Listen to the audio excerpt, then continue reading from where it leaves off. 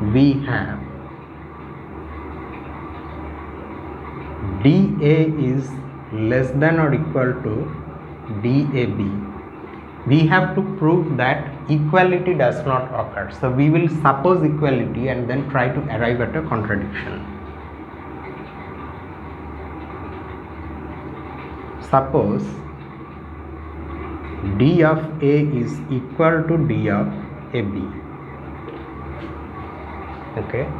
Now we will write about that proof of theorem 371.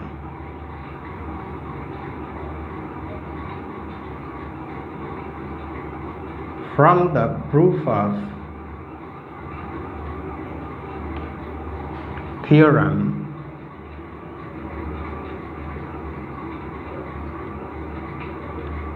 371, we know that A is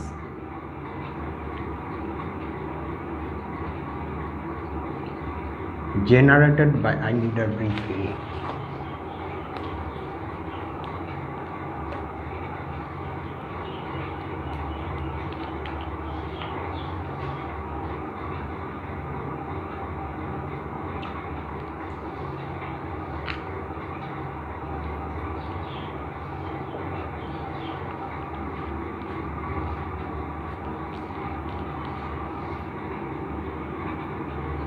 Any element in A having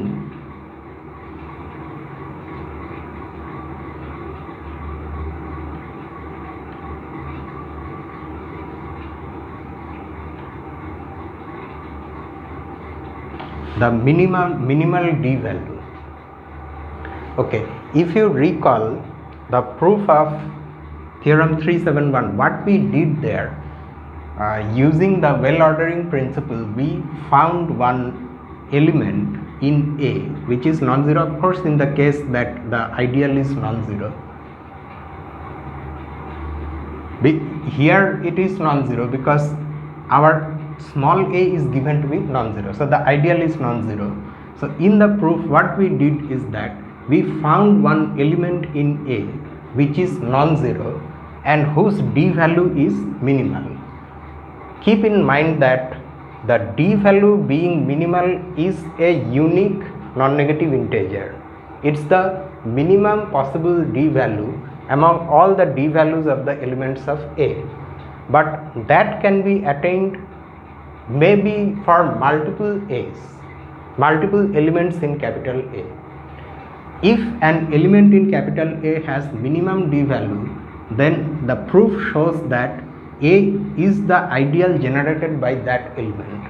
So just like here A has been generated by A, if some other element B in A happens to have the same D value as that of A, then that also is the minimal D value. So at the same time A will also be generated by B. There is no problem with the proof. Okay, so we are going to make use of that fact. How? That's because we have now assumed this.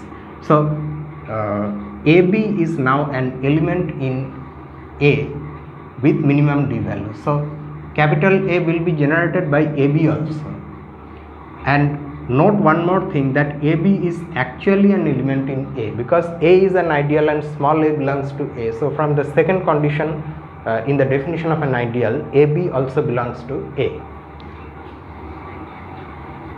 So we know that A is generated by, okay, since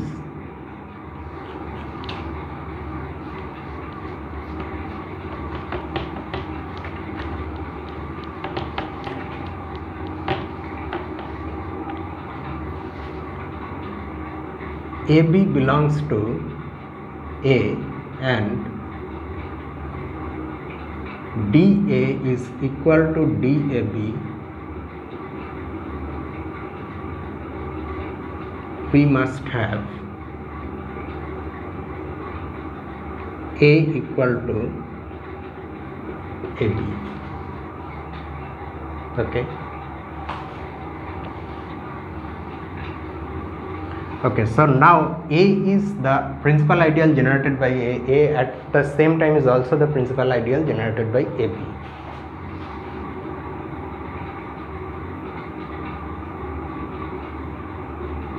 Now since A belongs to A, which is equal to this, we have, now A will be a multiple of AB, so A is equal to X AB for some X belonging to R. Since A is not equal to 0 and R is an integral domain,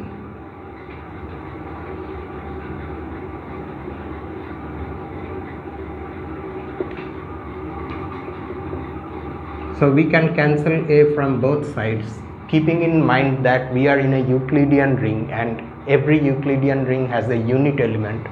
So if we cancel A from both sides, on the left we will have the unit element, so there is no problem. So doing that, we get 1 is equal to XB. But this last equation implies that B is a unit.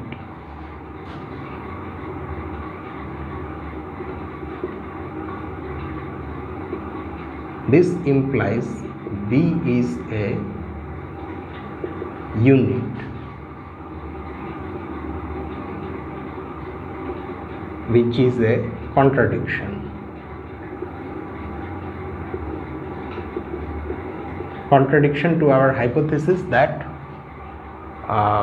B is a non-unit. So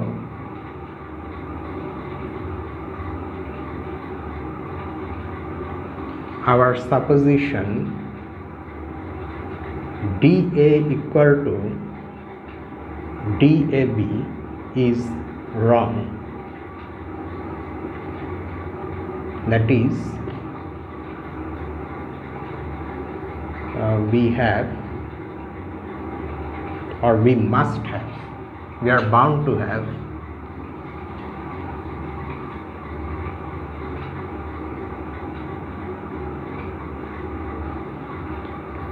dA strictly less than dAB, and there the proof ends. Keep in mind that this inequality is coming from this and the fact that this is false.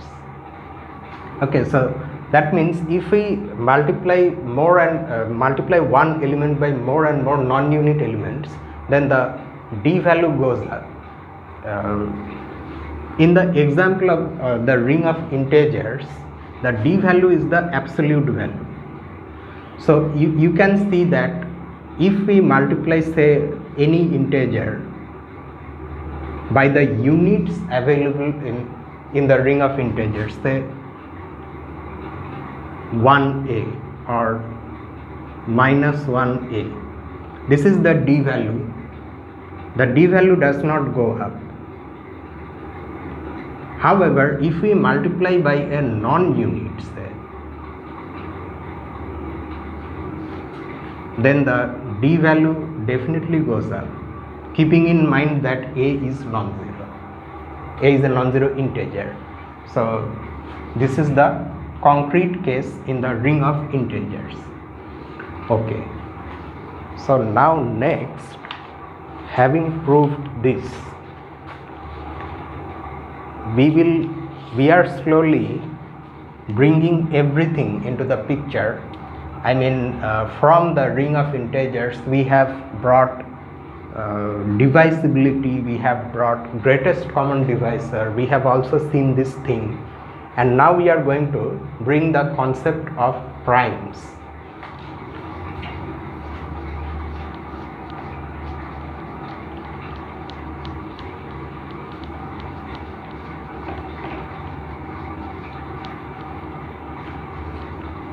So here is the definition of primes in a Euclidean ring.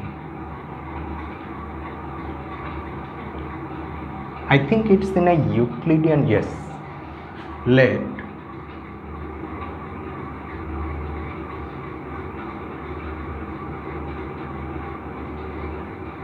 R be a Euclidean ring.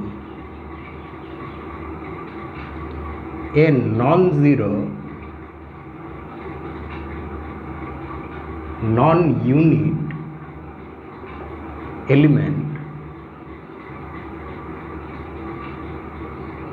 pi belonging to, this is not the number pi, okay, this is just any element, pi belonging to R is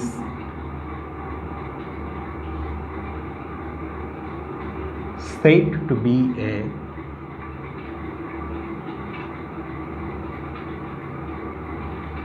prime element in R or of R if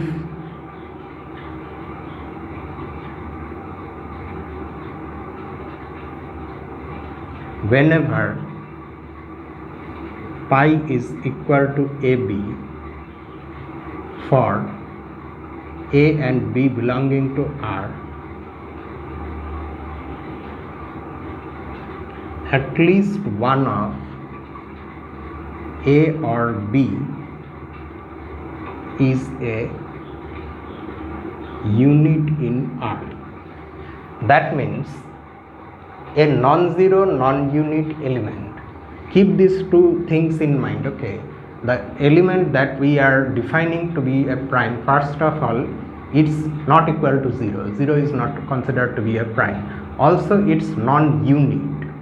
Okay, it cannot be a unit. From our experience in the ring of integers, you can recall that if the definition of a prime number, 1 is not considered to be a prime number. And since in defining a prime number we generally avoid the negative primes, so we restrict ourselves only to the positive side of the integers, so we leave 1 out. So that's why non-unit, non-zero, non-unit element is said to be a prime element in the ring if you have an apparent factorization of pi like this as a product of two ring elements, then at least one of them, no, I should not write at least because both of them cannot be unit, then one of A or B is a unit in R. Because if both A and B are units, then their product is also a unit. That can be shown very easily. Okay, so this is the definition of a prime element. So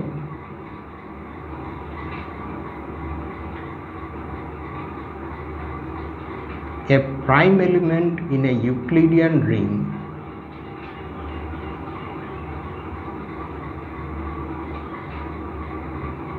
is an element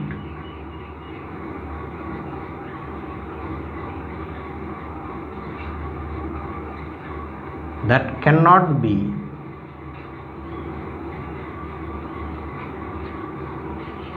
factorized non-trivially. Whenever you have a factorization, it is trivial. One of the factors is a unit. Okay.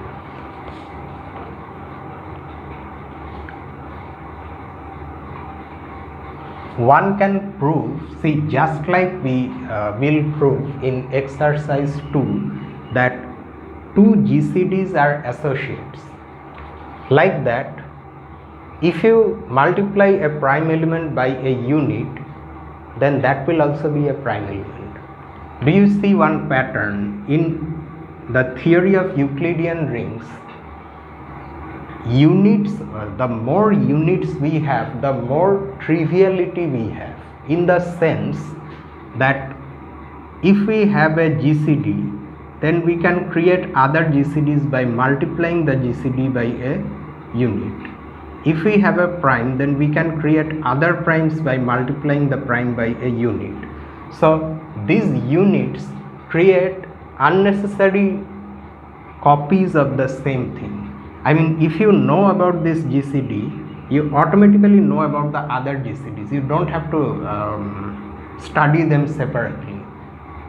Okay, so in the ring of integers there are two units. So that's why you see that in number theory most often we leave out the negative side, because that is being generated by multiplying the essential things on the positive side by the unit -1. Okay, sometimes of course we need negative numbers in number theory, right? So now having this, naturally next comes the factorization of integers, or in this case of ring elements. Just like integers have factorizations as products of prime numbers, so in a Euclidean ring also elements have prime factorization, and that is the next result, next lemma.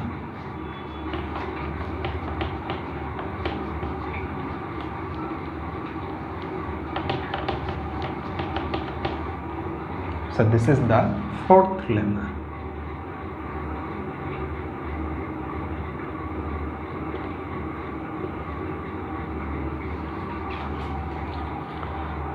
So it just says that let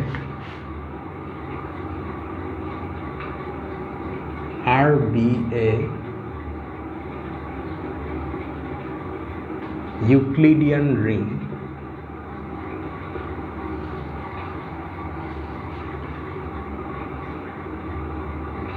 any element a not equal to 0 in R is either a unit or can be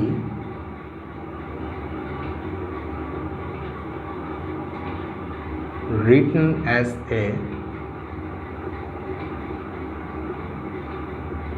product of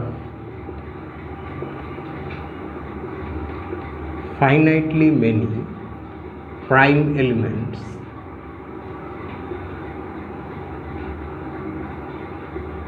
in R. Okay, so it's like saying that if we have a non-zero integer, then either that integer is 1 or -1, or can be written as a product of prime numbers. So it's the Euclidean ring version of that result, and the proof is by induction. Okay, we apply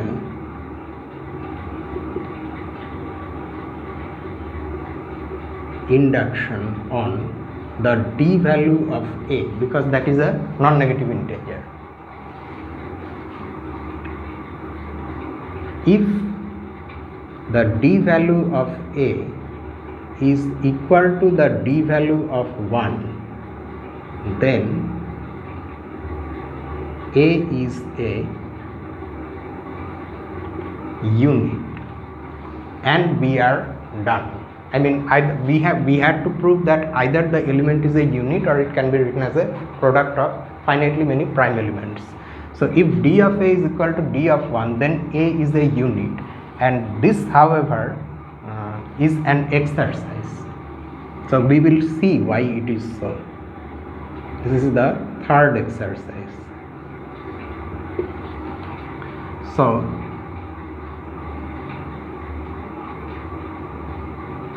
the result is true in this case.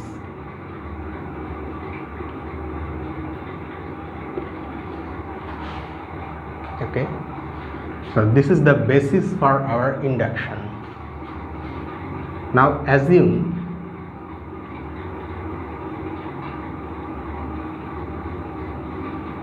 that the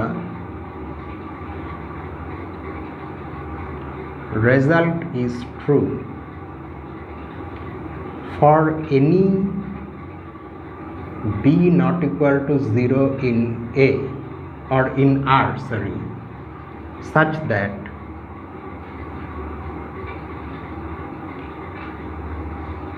d of b is strictly less than d of A, where d of A is some positive integer or some non-negative integer, that thing is there.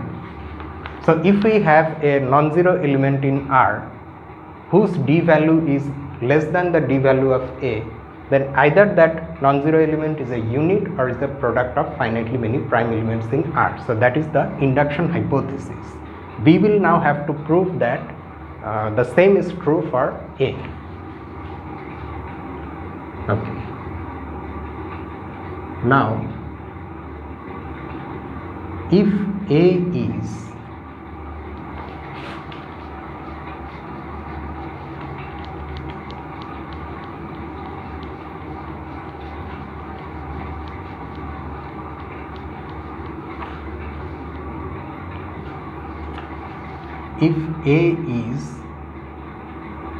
itself a prime element,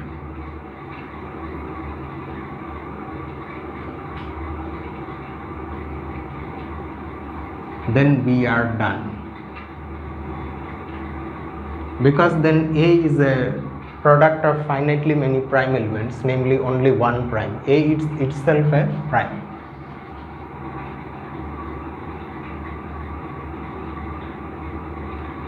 Otherwise, A is not a prime. Oh, I think I also have to mention that A is a non-unit. If A is itself a prime element, you add one more thing here, or a unit, then we are done.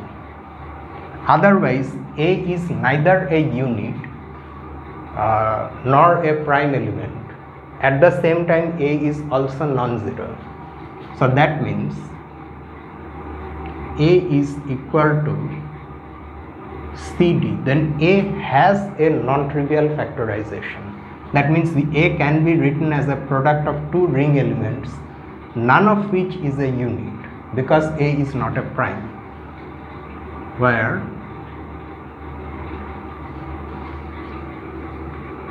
C and D are both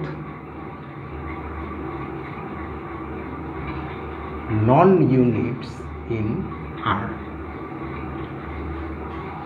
Okay. Now this is the place where we will use the previous lemma. Namely, if we multiply an element by a non-unit, then its D value increases. So since both of them are non-units, by lemma 373, D value of C is strictly less than the D value of CD. Please don't confuse this D with this D. You can understand from the context that these two are different things. Okay. I hope this will not create a confusion. This D is, it's written that these are elements in A, so D is an element, element in R, so D is an element in R. However, this D, since we are using it with parenthesis, is our D function, and this is equal to D of A, and similarly D of D. Yeah, this can create confusion, but please read the things carefully so that ultimately you understand the distinction between D and D.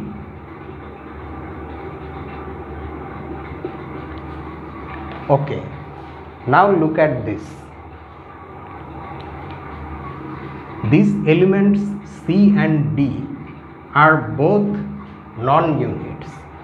They are also, none of them is 0. Because if one of them is 0, then A becomes 0, but it is given that A is non-zero. So, and at the same time their d values are also less than the d value of A.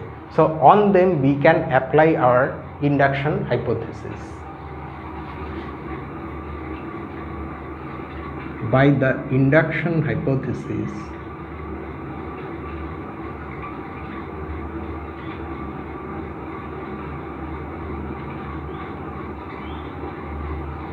we have, so each one of them is a product of finitely many prime elements. We have C equal to pi 1, pi 2, etc. up to suppose pi n, and D equal to pi 1 prime, pi 2 prime, etc. up to pi m prime. The number of prime elements need not be equal, so we have taken n and n, where these are all prime elements.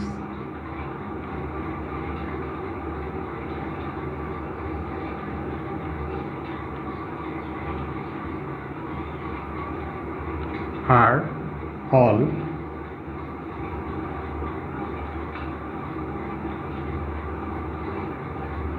prime elements in R. But then A is also a product of finitely many prime elements, namely all these primes.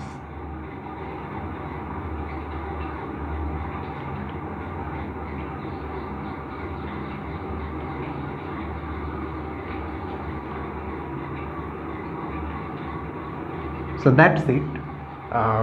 This completes the induction.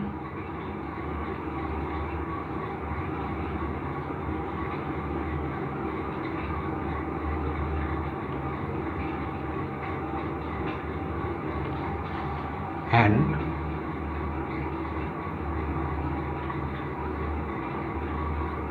proves the result. So we have now proved that factorization is possible in a Euclidean ring. Existence of a factorization is there. Another fact is that these factorizations are also unique in a sense. So that also we will have to prove. But before that, let us define one more concept, which is that of two elements in a Euclidean ring being relatively prime, because that thing is also there. Since we have defined GCD, so we can define relative primeness just like we do in the ring of integers.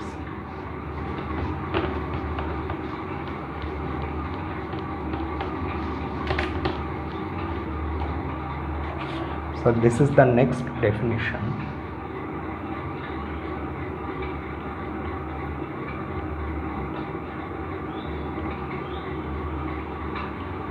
Let R be a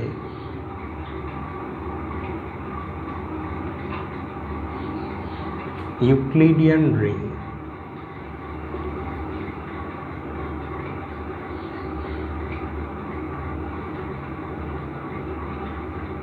two elements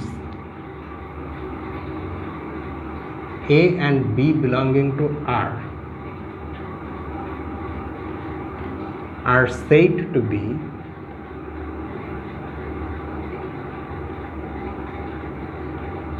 relatively prime if their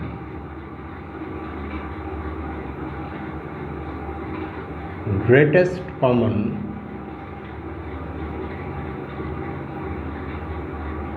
divisor is a unit in R. In the ring of integers, what we do, we define two integers to be relatively prime if their greatest common divisor is 1. Since we have, we take the positive side of the ring, so we have made that definition. But one can also use this definition to say that if their greatest common divisor is 1 or minus 1.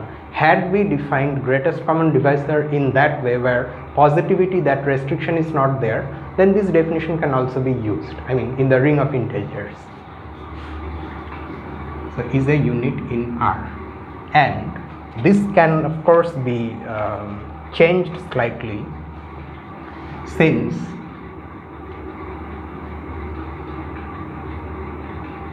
any associate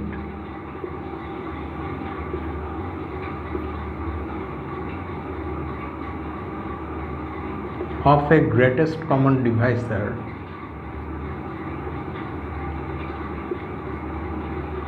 is again a greatest common divisor. We will show this in the exercises, and since 1 is an associate of any unit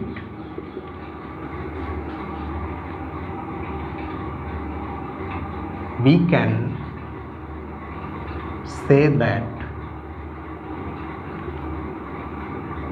A, B are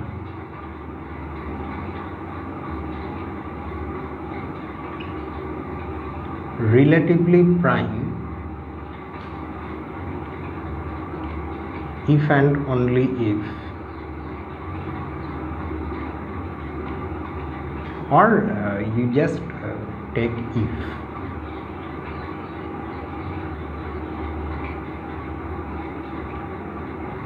So the actual definition can also be reduced to the more familiar one that we have already come across in the ring of integers.